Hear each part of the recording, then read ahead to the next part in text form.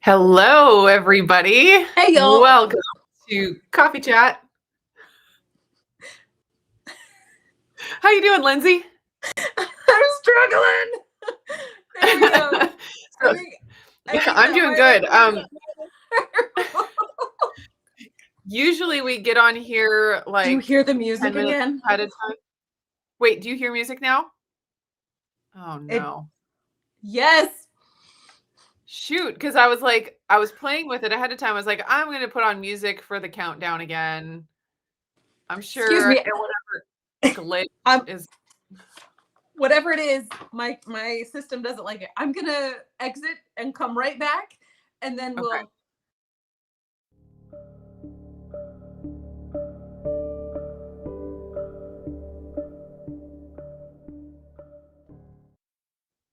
Okay, she's gonna come right back. I went back to the countdown, turned off the music in it. Hopefully that'll help as well. Here we are. Oh, technical difficulties this morning. Hey, y'all, how's it going? Your music still? No. Okay, and I've noticed that if I exit the studio and then come back in, it never goes back to having the music on. So weird. It's got to be me. Well, it's got to be the technology. Or my incompatibility with it, because I have not figured out how to make it compatible with my brain. Well, as soon as we figure all the things out, they change something. So, it's not really our fault. I guess. I'm still going to claim fault for it that way. If it comes back around, I know. I'm working it out. We're here now. So good morning, everybody. Or good afternoon. Welcome, yes, to Coffee Chat with Lindsay and Nili. We are here. Okay, I put a comment in the chat. I don't know if it shows up on yours or just on mine. I have no idea. Again, technology. But Joy Stoddard won the caramel macchiato keto chow giveaway from 2 weeks ago, and I have not gotten an email from her. Oh no. I'm worried that she tried to send it and there was a typo or it got lost in cyberspace, and I really want to get her goodies. So Joy, if you are here, please let me know that you're here so that I know that you see this, and then we'll connect either through Instagram DMs or try to email me again, however we can do it to get that goodie bag to you.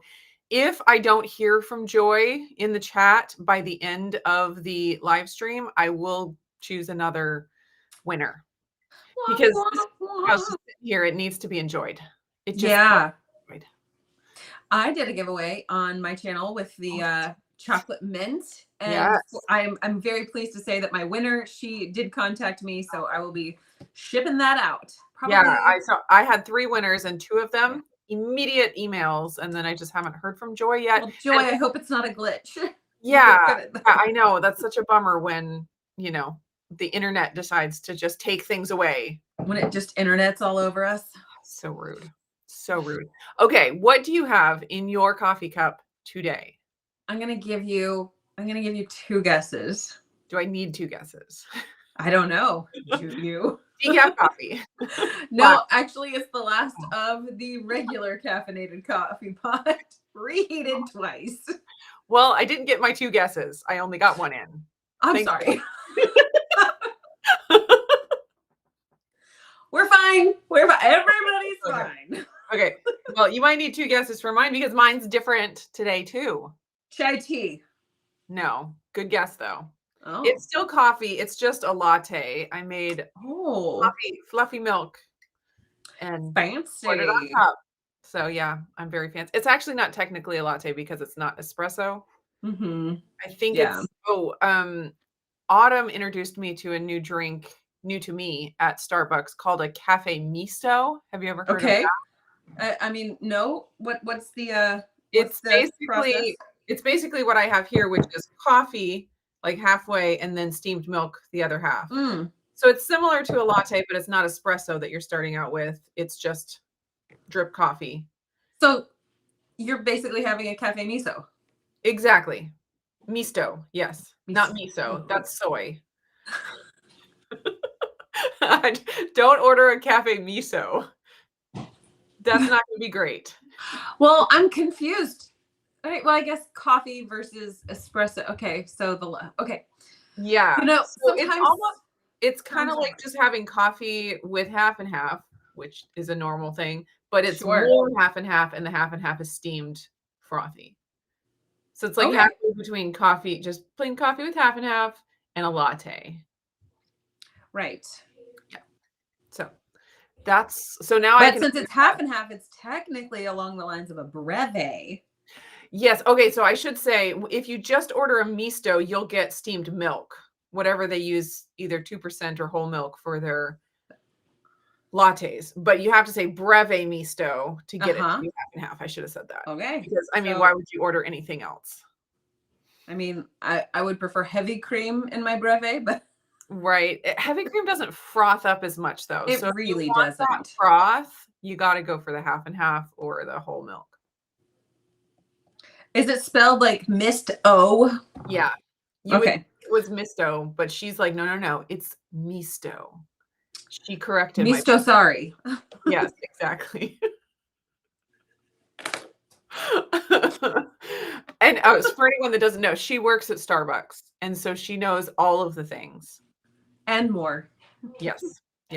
I've only been a customer at Starbucks for 20 years, but she's worked at Starbucks for a couple of years now, I think, and so she knows way more than my 20 years of Starbucks patronage. Experience. Yeah. I mean, like, arguably concentrated volumes of time.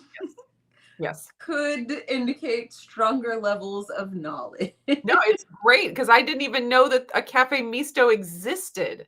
And she's like, oh yeah, you should get a cafe misto. You're like, where have you been all my life? That's what I want. Yeah, exactly. Good time. Good morning, Blaze. Blaze is here. Rickwin is here. Haley is here. Joanne is here from Canada. Suzanne is here and can't believe she actually made it to the live this week. I'm so excited.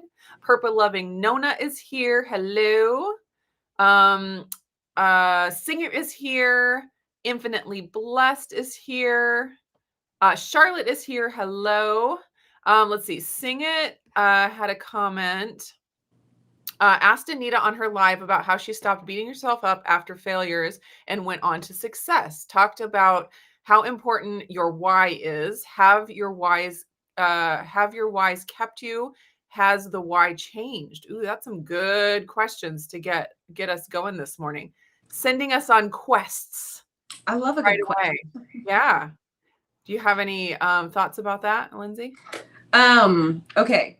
So I think that whys are important for some people. I don't know that they are necessary for all of us.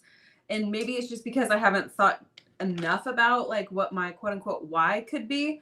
Mm-hmm. But so like my why is sometimes different. Sometimes it's I just want to not feel inflamed. Sometimes my why is I want good blood work. Sometimes my why is I'd like for my pants to fit better. Sometimes my why is I want to have sustained energy. So like for me, it's like the why is an always changing thing. But what has not changed for me is whenever I learned the effect of input on your output, my brain couldn't unknow that. And then for me, I couldn't not act on that information. And I don't know if you would call that integrity or what, I don't know what you would call that, to be honest. But for me, it's just, I know more. And so I can't go backwards, especially whenever it's like, I know what those like previous standard American diet type foods did to me and how they impacted me. And so I cannot reverse. Like, I can look at a box of Cinnamon Toast Crunch. That was always one of my top 2 favorite cereals. I can look at it and be like, oh, I remember when I loved that. And it tasted amazing. But also, I have no draw to you because I know what you're made of. Mm-hmm. So for me, it's more of a, like, my knowledge base prevents me from, like, going face first into some of those things that I used to eat. And instead, I find other coping mechanisms like, right, I don't know, pepper jack cheese and pecans, which I know is such a revolutionary concept to all of us, isn't it? It's a step above Captain Crunch. I mean, let's just, it was never kept. It was always cinnamon toast. Mm-hmm. Yeah, I love that. Okay, so thinking about this, I think we have a why for everything we do. I have a why for brushing my teeth. Ooh, solid. Now, I don't have to talk to myself about it every day. Right. I don't have to, come in and be like, I really want to have good dental health. I really want to keep my teeth as long as possible. And like give myself a pep talk with my toothbrushing why every night. Toothbrush. Maybe occasionally I do. Like if you fell asleep in the chair downstairs and you have to like march your way to your bedroom, you're like, yeah, I haven't brushed my teeth yet and I'm so tired. But exactly. Also like one of those rare nights where we stay out late at a concert or something and we come home and I just want to fall in bed and then I'm like, no, I need to keep my dental health strong and pull out my why. So, okay, so I'm saying that because just to recognize that we have a why for everything that we do. It doesn't always have to be like front and center. Those front and center whys are a tool for maybe if you're struggling with making it happen. Like you have to have that pep talk. You have to. And so when you are making a big change in your lifestyle, or adding an exercise or anything like that, that is where it's almost like a motivation thing or like a momentum thing that can help you get going. I think it's a really good exercise to do.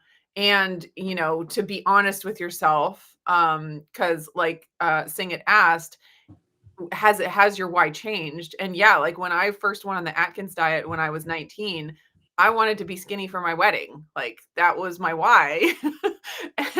And that's a totally fine why.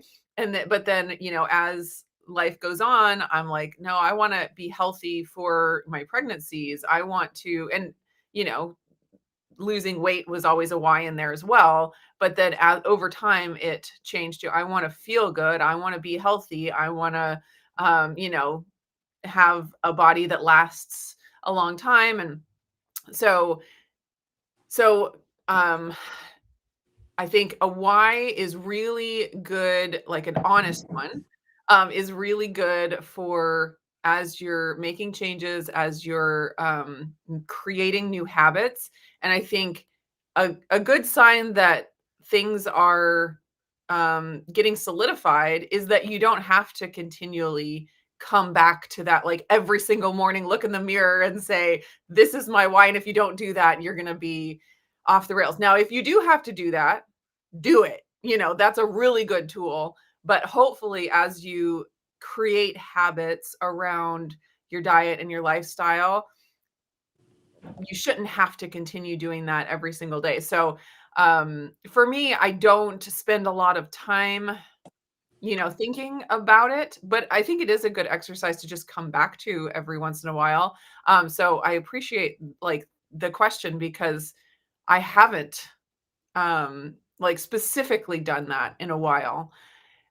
So for me, my why for eating in a way that supports my body is things are shifting as, I'm over 40 now and I know, so old. I'm looking towards the future of perimenopause and menopause and just old age and thinking, like I'm on the cusp of being a grandmother in the next few years. Like I'm thinking a lot about that and like, what kind of an old lady do I want to be? Because if we wait until we're there to think about it, like the time's already passed. Like, I mean, you can always make changes. You're never beyond hope. But the more you can start early, the better, I think. So I'm thinking a lot about that. And so adding in exercise has been a huge thing that well, that I have had to create a why for. And it's not, it used to be, in my 20s when I would jump onto an exercise program, my why was to look better, to be smaller, to whatever, to be more fit because of aesthetics. I no longer, I mean, that's still a great, thing that could happen, which would be wonderful, but I don't use that as my why. And I did find that using that as my why in the past was not very effective for keeping me on track. Because as soon as, a month goes by and you don't see any big changes, then you have no reason to continue. If it's not getting you your why, then quit. But when your why is, I want to have strong muscles for, if I fall when I'm older, I can, my body can heal, not break as easily. I want to be able to pick up my grandkids. I want to be able to, run around outside with them. I want to be able to take care of my farm for, as long as possible. Like when you have those as your why, it's a lot harder to just drop it. It's like it's just way more motivational, I guess. And so that's my why now. And so getting started with exercise, I did have to, kind of come back to that, like, what kind of a person do I want to be? This is making or breaking, who I am putting my energy into becoming. And now I feel like I'm at a better, rhythm with it. So I don't have to come back to that why all the time. Now it's more of a habit. So I'm happy with that because the motivation and the pep talks, it gets hard to just maintain things with only that without creating the habits that just make it automatic, if that makes sense. Yeah, I think that does make quite a lot of sense. And the sort of migration from a lifestyle of, or a mindset of, I want to look good to, I want to feel good for the long term, like look good in the short term to feeling good in the long term. Like, I think that's a natural progression when it comes to just starting one tiny little step into the path of wellness, right? And one of the things that I actually wrote down before you were finished talking was, once your lifestyle becomes your identity, you spend a lot less time on your why. Or, like it's a why, like, and you said that my identity is I do my workouts now. Like, and I think that that's really kind of an interesting strain of thought, not because I had the idea, or the thought, it's in general. Each other. Yes. But, I also was thinking about the fact that your why is necessary in the hard times, and it's a lot more ignorable in the neutral to good times. And I think that's true of just about anything. Whenever everything just seems to be floating right along, you're content to not have to think about why you do things. You just do them. And then when things get to be stressful or become like a struggle, or you're having some kind of issue, your why really gets to be important. I'm thinking about when you were struggling with your iron and your ferritin, and your why was, I don't want to feel like trash. I really don't. And so you spent all of that time thinking about, what can I do, or what can I seek out, or what kind of things do I need to know in order to not feel like trash? And you've come through the other side. So I'm sure you don't think as often about, what do I have to get done today so that my ferritin levels can be supported? What do I have to do right now? Like drinking coffee, is that depleting my ferritin right now? Yeah. Instead, you've found a place of like neutrality, or even contentment, or the good side of the coin. And you're like, okay, well, I can enjoy my breve misto. I can enjoy the things, and my ferritin can maintain itself to a certain degree. I don't have to think about it 24/7. Yeah. So a why is important, but it's not always like the only thing that you have to focus on.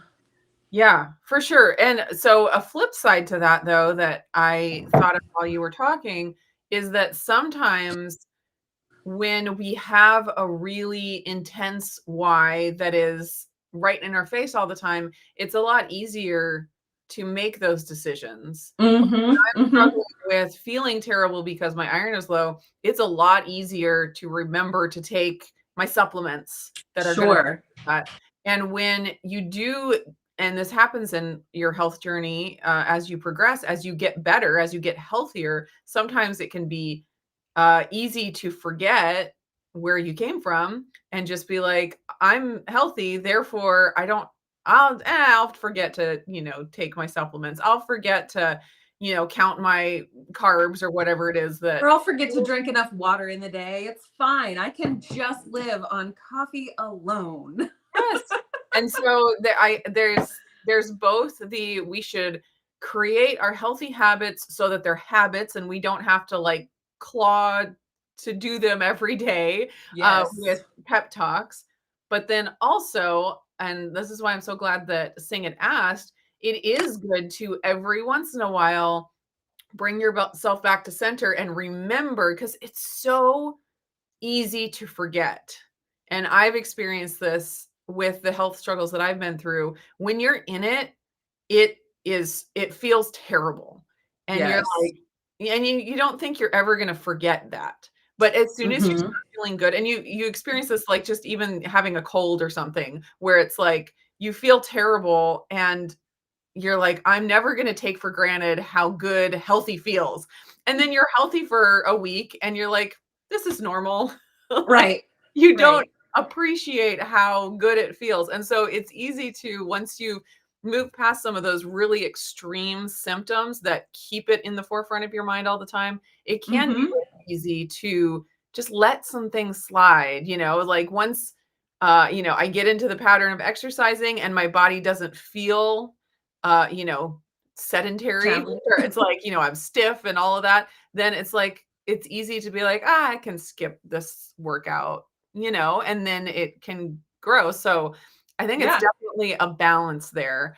So if you're always having to pep talk yourself into doing these healthy things and you're not getting to the point of it becoming a habit, then there's probably some adjustment that needs to be made. Like, because some people have an idea that to be healthy, I have to eat 1,200 calories a day or something like that. Or to be healthy, I have to work out 3 hours a day, 5 days a week. And so if you're continually having to have this pep talk of, I have to keep my why, and, and it's really hard, then maybe reassess. But then also, if you do create those healthy habits, don't, get into a state of complacency where things start slipping, and have that honesty with yourself to always bring yourself back to center. So I think there's, ways you can go either direction depending on, how you struggle. Because I do see people who it's like they always have to have that really intense why and like that pep talk in the morning. And that's not to minimize certain people's struggles, because there are people that struggle with certain things more than others. And it is more of a lifelong type just battle. But if you are able to move to the place of getting things automated a little bit and healthy habits, that would be a good goal, I guess. It's very good stuff. I also find it interesting, like the concept of, so this is kind of segueing into sort of a different topic. So the concept of when you're comfortable, you don't have reverse that. When you are in the thick of feeling like trash and trying to get your body to a specific spot, you remember to take your supplements. You remember to stay on top of electrolytes. You remember to nourish yourself.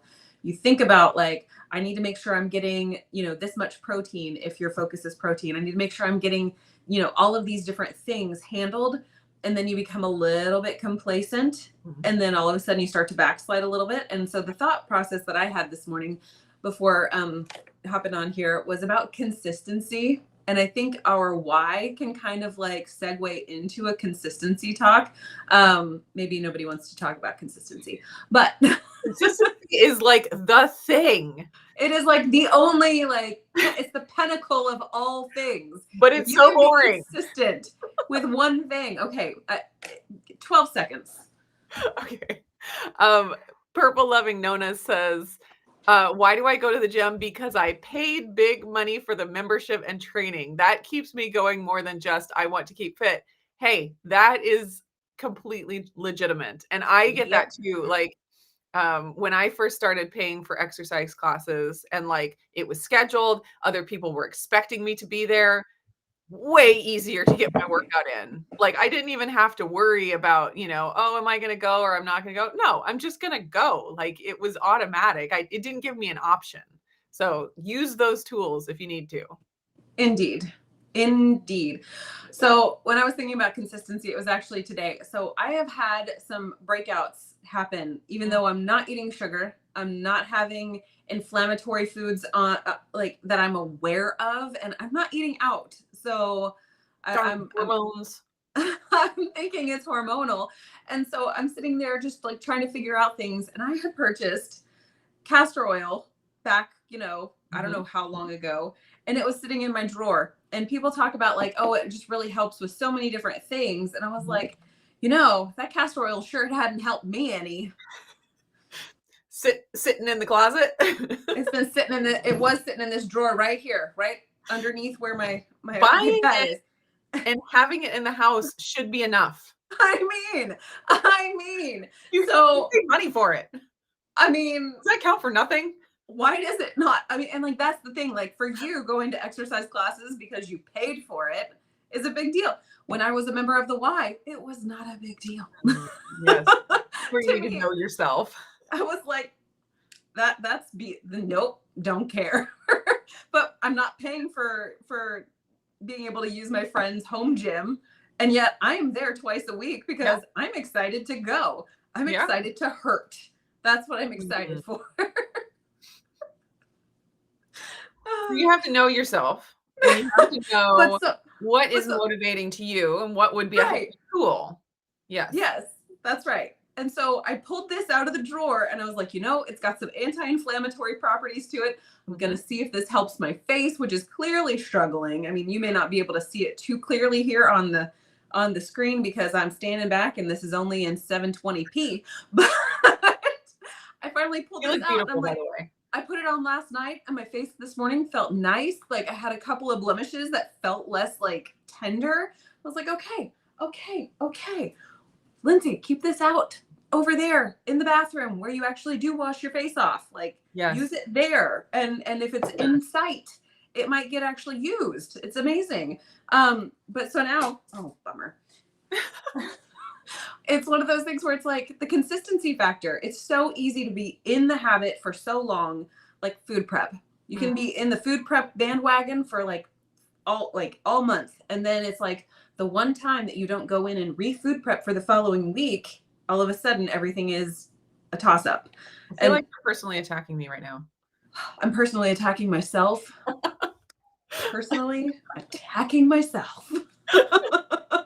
Okay.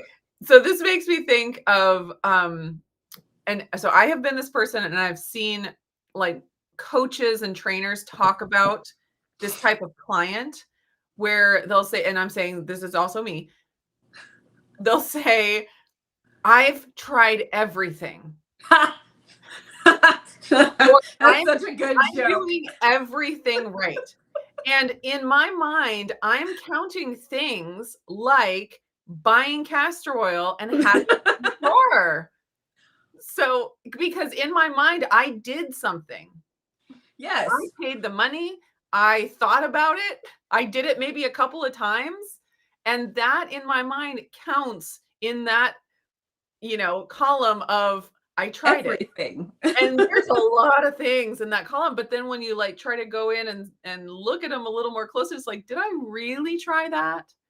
did I really, give that macro breakdown enough time to know if it was a good one for me? Did I really do that elimination diet enough to know if, what I needed to know? Like, did I really? And I bet you that list, at least it is for me, it gets pared down real fast. But you know what I did do every day? I drank my coffee like a big girl every day. And so maybe we can draw some conclusions from that. But it's just so funny how in our brains, we can just have this feeling or identity of, I have done all of these things. I am this kind of person. But when you like really dig into it, maybe not. And remember, I'm talking about myself. Same. I talk about me all the time in the third person. Yeah. And in the second person, you didn't do that. I know I didn't do that. But I did a little bit, and that should count for something. I put 3 toes in the water of that thing. That means I went swimming in it. Yep. Yeah. And you hear this all the time. People like, yeah, that didn't work for me. And then you dig in and they're like, well, I did it for 2 days, and it's like, so how do you know it didn't work for you? Right. And what's your criteria for working again? Well, and I think that really, like, that speaks to it. Like, just trying something once doesn't necessarily mean that you have exhausted your experience with it. Like, I mean, there's some things you can try once and say, I don't ever want to do that again. Skydiving, for instance. Some people might try that once and say, that was one too many times. I don't need to try it once to know that I never want to do it again. Or, just any number of things. I don't even know. Jared has me try different foods whenever we travel abroad that I would never touch with a 10-foot pole. I can't say I don't like it until I've actually tried it. And there's some things I'm like, that's going to be a no. But this one over here, like, yeah, I tried it and it was okay. And I'll continue trying it. Like salmon. I didn't like it the first time I tried it, but I've continued to eat it. And now I'm like, oh, I could really go for a good piece of salmon. Yeah. So it's gotta know how to cook it. Yeah. It's just one of those things where it's like trying it once doesn't equate to a complete experience. Yeah. But it's so easy just to like solidify our experiences as just fact. It's like that happened that one time I did it. Therefore, this is the way it is for all eternity. Yeah. Yeah. No. Listen, Chris Bear wants to know, what if I'm trying for increased inconsistency? One would argue if you're actually on a trajectory for increasing or improving your inconsistency, you're actually being consistent at being inconsistent. Yeah. Therefore, you've negated all results. Yeah. And we have to start the experiment over again. Yeah. It's like the robot from Star Trek that the brain explodes and it starts smoking from the ears because you can't get better at being inconsistent without being consistent. We've got some logical fallacies on hand. We're getting deep here today. Also, I appreciate what it says above what Chris said. That this is going to go in one of your favorites. Well, we appreciate that very much. Well, if we're next to Anita, you know what? That's a real good place to be. We have made it. We have good company. And I want to say good morning to Low Carb Spin. Hello. They had a pizza crust recipe that came up recently. Did they? That looked really good. I mean, all of their recipes are so good. And it said no almond flour. And I was like, yes. Yeah. Uh-oh. Okay. Well, I wanted to talk about consistency today. I don't know if I want to go down this train. Well, now everyone wants to know what you're thinking. Okay. When I first got into a low carb keto friendly lifestyle back in January of 2016, everything had almond flour, everything had coconut flour, everything had erythritol, everything had almond milk, everything had psyllium husks. Everything had cheese. Was that in there yet? For me, it was a little less. It was really like a heavy season of low carb baking. Yes. And then there was a lot of information coming out about the oxalates and the oxalate issues and the dumping and the inflammation and all of those things. So then my brain went into hyperdrive of, I cannot consume these things in good conscience because the probability of them having oxalates and affecting me, well, I don't know for sure. It's a possibility. Therefore, I'm going to eliminate. I've kind of come back a little bit around the bend on that one and have decided that a little bit here and there is probably not going to be the end of the world for me. Moderation. So at this moment, I have a container of unsweetened plain almond milk in the fridge. And I'm actively using it as like some of my keto chow and, you know, kind of like reincorporating it. Now I'm not doing a ton, but also I think I've come to the place where I haven't noticed an improvement in eliminating the nut milks and the nut flours and all those things as far as like inflammation is concerned. I don't have more or fewer eye crusties. Like that's stayed pretty consistent. Like I haven't noticed a lot of the oxalate dumping symptoms that so many people can experience. So I was like, you know, when I first started this whole lifestyle, I did enjoy some of those things and I did see lots of great results. My skin got clearer. My excess inflammation weight dropped. I was feeling very energetic. Is it the end of the world if I go back to using those things occasionally? Let's try. So yeah, no, I think that's totally legitimate. And but I remember like back, and this was paleo too, where almond flour was just the thing in every recipe. I remember like making brownie recipes or whatever, and it would be like 2 cups of almond flour. And then that was at the time where I'm like still struggling with, you know, I take one bite and then want to eat the whole pan. And so I'm eating so much. And like looking back at just the amount of it, it was just like, this is crazy.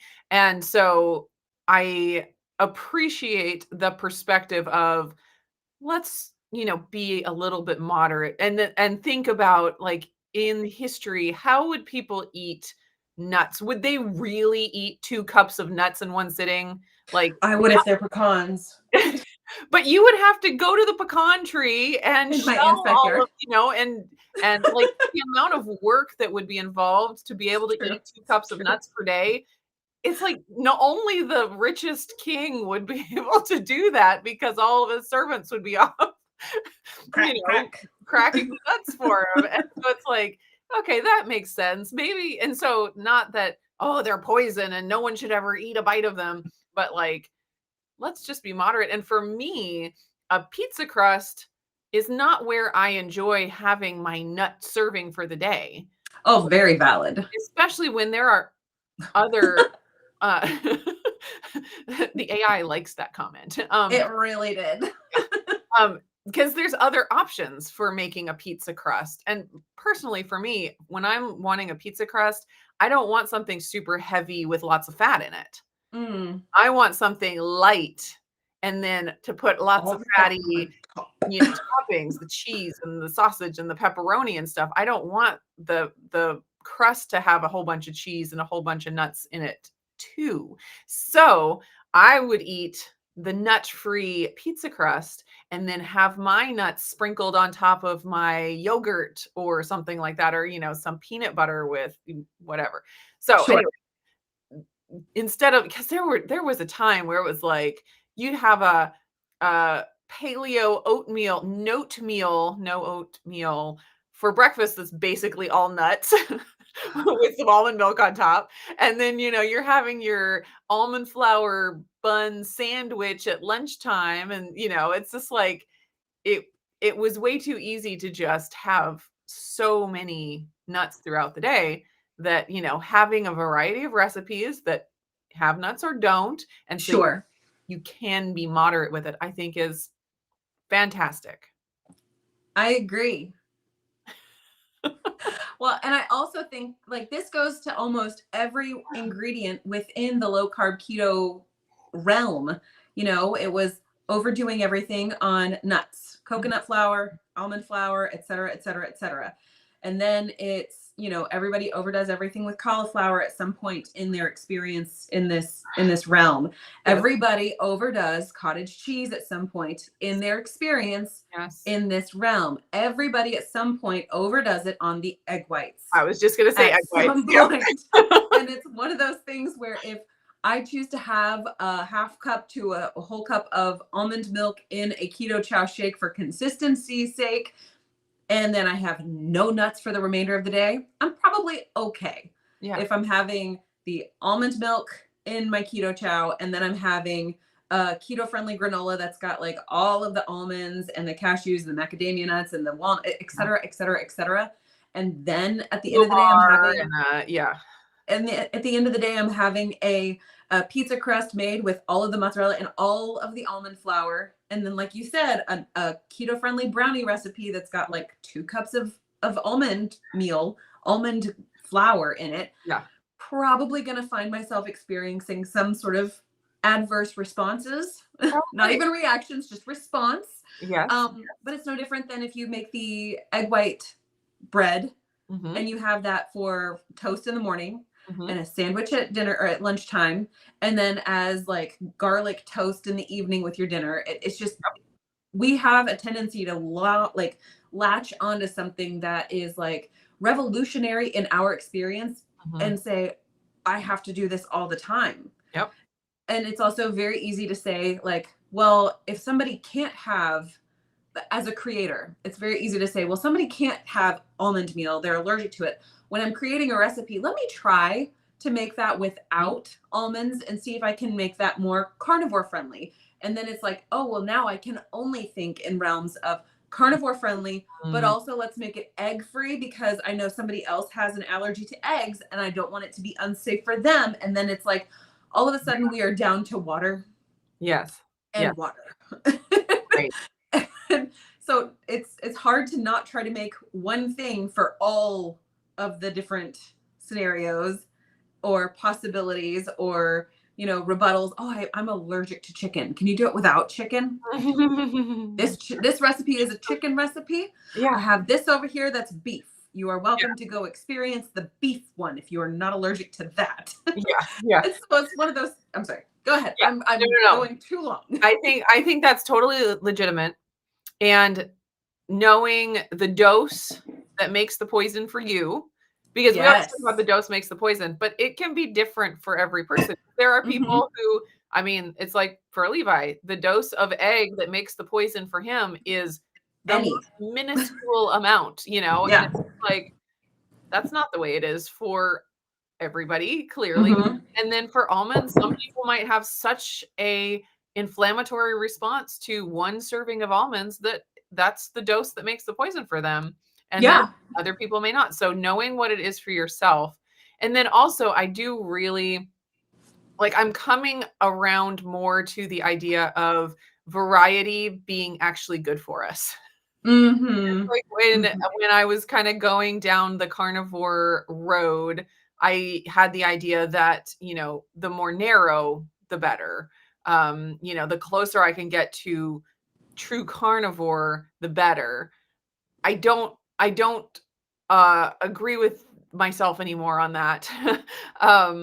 And I think that there is a lot of value in diversity for a lot of reasons, but one of them that relates to what we're talking about is that it's spread out. So it's like you're not having almonds every single meal. You're not having egg whites every single meal. You might have almonds at one meal and egg whites at another meal and cauliflower at another meal. And you're not getting the negatives of having so much of one thing.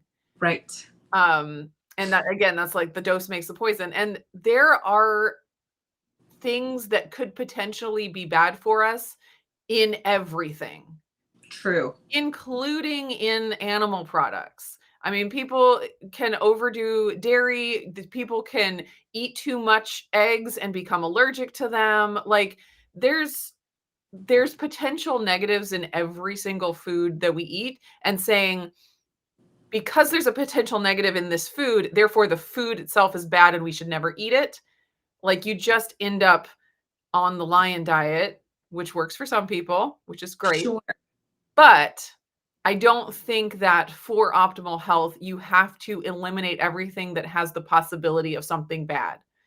And your body, if it is working well and functioning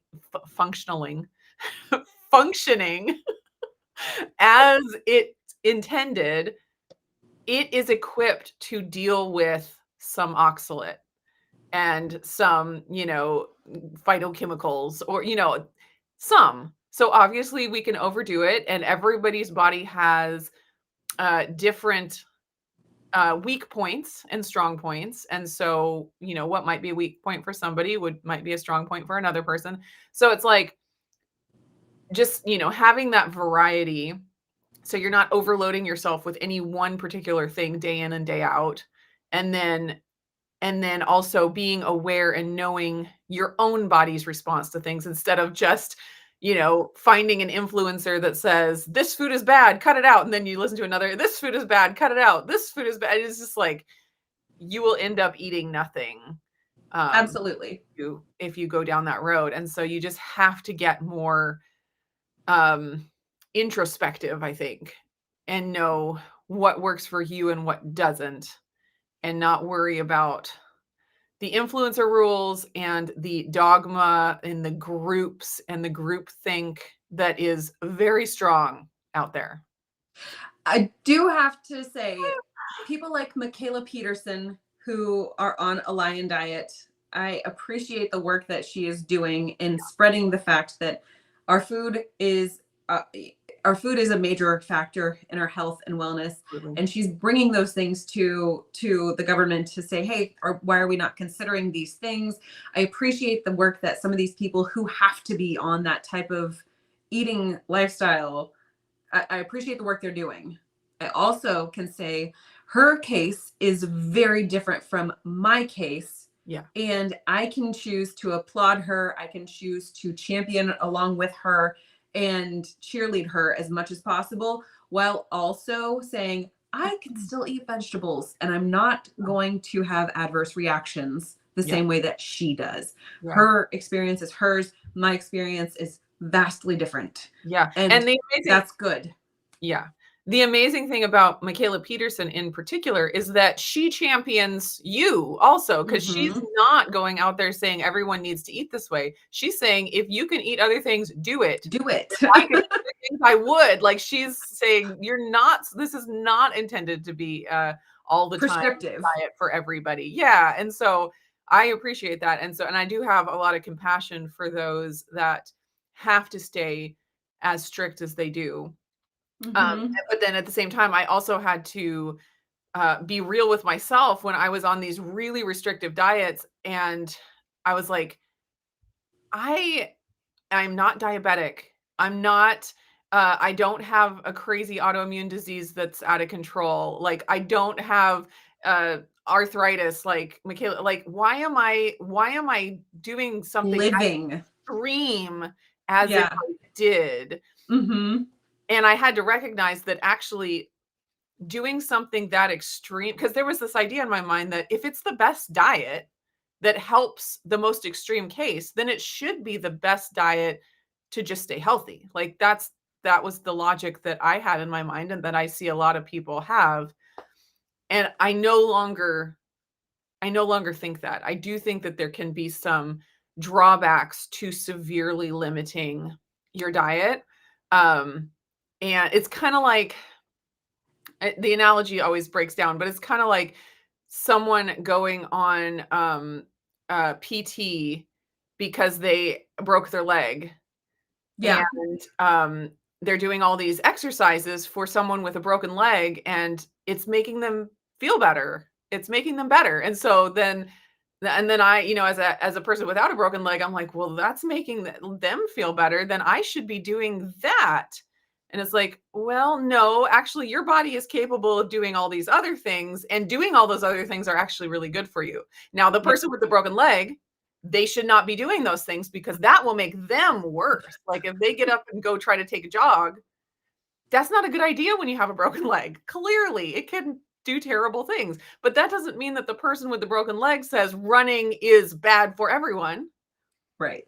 And that doesn't mean the person with the functioning leg says everyone needs to run. There's my soapbox for the day. I don't think that analogy breaks down at all. I think that that's like a fantastic analogy. Yeah. Okay. Should we talk to the people in the chat? Definitely. And also, I don't see, did anybody see Joy?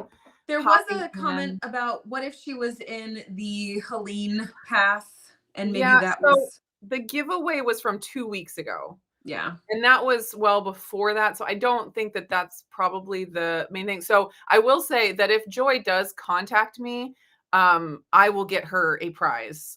So we don't have to worry about that. But I do want to get this other first one out to someone else. So if you would like to win the... Oh, you're doing it. Oh, caramel macchiato. We're doing it. We're doing it. I'm sorry. I want to get this mail today. I was busy reading the chat. Oh, sorry. I just want to have people have a chance to get stuff in the chat for 10 minutes before we're off. So 2 of the banana bread keto chows, 1 big bag of caramel macchiato. Put the word caramel, caramel, in the chat. And then I will pick a winner from that in just a couple of minutes before we get off. And then you have to email me if you win. I can't send it to you if I don't know where to send it. As a side question, I'm assuming you did check like spam folders and things of that sort. Yeah, I did. You are technologically savvier than the forgetting about the spam folder. I tried. Okay. Were there any comments that we wanted to chat about real quick? While people are putting their caramel into the chat. Caramel. I got a comment the other day from someone on an old video, really upset by the way I said caramel. They're like, it is caramel. I am so sick of this. What if it was caramel? Because there's a vowel after the consonant for the A before it, even though it's not technically an E, but what if it was a caramel? It's kind of like the El Routiri debate. It's like we're all saying it wrong. We are. And whenever you learn how to speak Latin perfectly in this postmodern world, you let me know. Seriously. This I thought was good. Purple Love and Nona, she has a tee and a hoodie from Autumn, from Watch Autumn Keto's site that says consistency plus discipline equals success. I love it. Nice. I love that. All right. And then you keep talking about the chat. I'm gonna get the giveaway. And Chris is making fun of our camera business here. Listen, we know that the webcams on the laptops and on the tablets and all that are just on the front facing ones are just not that great. And the software I've figured out to use with like doing a different camera, it's too much. And for some reason it's not in my wheelhouse for now. So we're just going to live with it and we're going to be happy and we're going to talk to something else. It says she watched a castor oil video waiting for noon and she's been using it since Monday. TBC, to be continued. Consistently, she hopes, working towards at night and in the morning. My gosh. You and I are on the same wavelength right now, Sing It. I'm just like, if my skin is going to be inflamed, I'm going to do what I can to anti-inflame it to the very best of my ability. Yeah, so I was using castor oil on my thyroid. When I was dealing with the hyperthyroid sometimes, because I heard that that's a thing. I haven't been consistent with it. And so I do it, there, and I also do it on my face. And then now that, my thyroid's doing better, I'm like, well, it doesn't need any help anymore. So I did this twice to help my thyroid and it didn't get better from that. So I'm all done. It's easy to be consistent when it's actually like life or death. It really is. Drawing a stick person of herself. Singing is drawing a stick person of her on the mini trip every day. September was 17 days. Can we do more than 17 in October? Yes. I know you can. And we're 9 days in. Even if you were to only start today and just do it from today on, you would definitely get more than 17 days. Yep. Super good. Hello, Defense Wiz. We're glad that you were able to make it to a live. Yay. All right. Ooh. 2 seconds. Nadia has a question, but 2 seconds. I want to pop back over here to Defense was first. Cauliflower crusts were only if you didn't want the fattier crusts. Defense was says that they may have only been the only one to ever not have fat head dough in 10 years of keto. Yeah. Well, you used to be in that camp. I was. And honestly, I made that one recipe and maybe one other after that, and I haven't made it since. It's one of those ones where when you first find out about it, you're like, this is fascinating. Oh, I can make pizza. I can make Danishes. I loved Danishes. I must make more Danishes. I can make garlic knots. Bagels. And then all of a sudden you're like, okay, I am all done with mozzarella. I never want to see it again. Yeah. Okay, just a few minutes to be able to talk about this. Don't forget, if you are wanting to be entered into Nili's giveaway, caramel, Caramel, in the comments or in the live chat. Get that in there. Okay, Nadia, you have stalled on weight loss and you're looking for some ideas on why you can't get into ketosis, even though your blood sugar is stable, usually in the 80s. You're eating clean and under 20 grams of carbs. That is an interesting topic. Yeah, I would say, how are you testing first? That would be an important thing to know. Indeed. I also would ask the question, what do your eating habits look like throughout the day? Because you can stay under 20 grams of carbs, but then be constantly snacking or having, like 5 or 6 meals per day. So your body is constantly being fed. Or you might, this sounds cliche, but you might be eating too little for your body. You might be stressing your body out. Your body may need to heal before it can continue on to weight loss. You said you've stalled, so I'm assuming you have lost some weight, which thumbs up for that. We love that for you. But it's possible that you could be at a point where your body says, now we have to repair and heal things before we are able to let go of any more weight. Yes. And as far as ketosis specifically, eating a lot of protein can cause you to not go as deep into ketosis with the number on the meter. There is some different thoughts about how important the number on the meter is, because if your body is really efficient at using up the ketones that are in your bloodstream, they're not going to be sitting around in your bloodstream ready to be tested. So maybe you're using lots of ketones, but you're just not seeing them on the meter. That's a possibility. So it kind of depends on what your goals are. Like, why do you want to be in a deep state of ketosis? Sure. If you're, working on epilepsy managing, then that would be a reason why you'd really want to see those high numbers. But for just weight loss, it doesn't really correlate high ketone numbers to weight loss. You can get high ketone numbers by keeping your protein low and eating tons of MCT oil and coconut oil and other fats.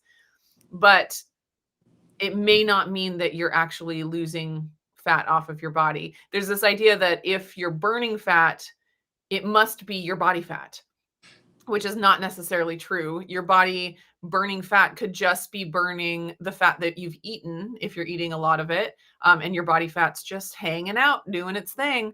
So it really, it doesn't correlate. I wish it was that easy. Like, it would be so nice if it was just get yourself into a state of fat burning or ketosis, and that you're losing weight. That would be really handy. But it just does not work that way.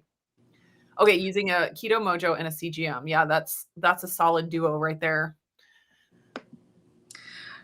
Yeah, I think I would have patience and stay the course for a period of time. Maybe give yourself a finite amount of time to sit in a stall. And then I would also ask the follow-up question of, how long have you been plateaued at this weight that you're currently at?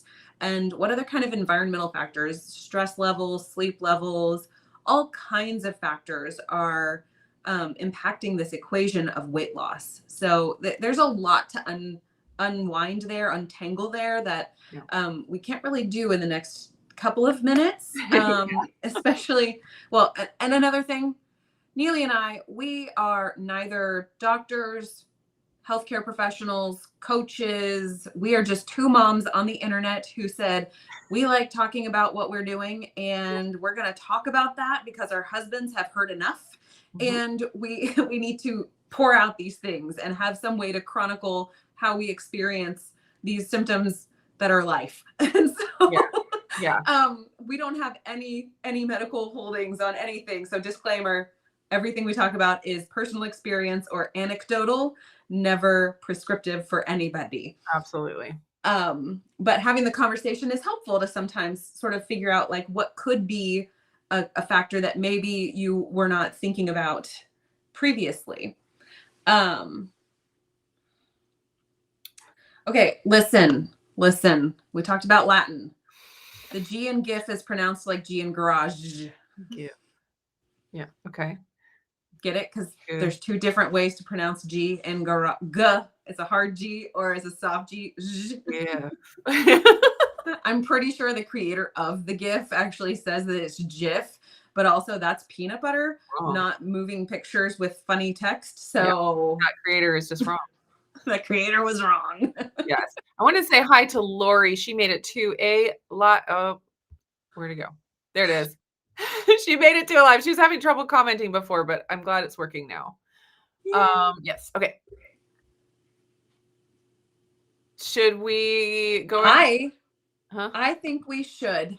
And also, he wants to know if he can email you even if he doesn't win. You can do that, but please don't expect me to send you any keto chow. Right. That's all I have to say. However, if you're emailing her so that you can send her keto that's chow, a completely different story. I don't know that she's going to turn it down. I just don't know. I usually accept when I get an email about, can I send you keto chow? Yep. That's a hard yes. That's a forever yes for me. Okay. Let's go ahead and pull a winner here.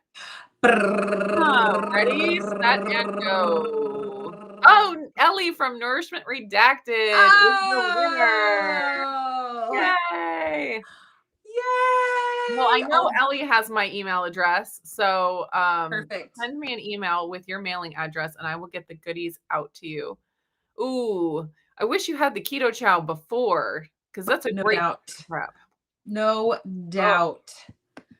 Well, we'll pray for you. Everybody in that. Oh my gosh. Have you seen that Hurricane Nadine is like right behind it? I don't want to think. I'm like, and then there's wildfires happening in Wyoming, my favorite state in the union.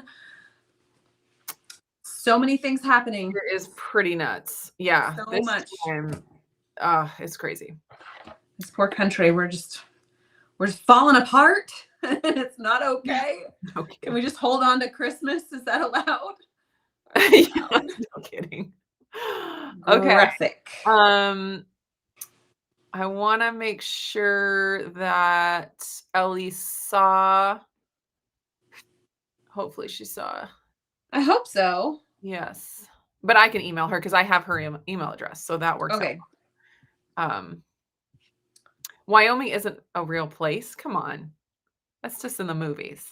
You are going to have to tell that to Molly, my middle, because that's where she was born, allegedly. That's why she's so magical. She is. She's the mostest.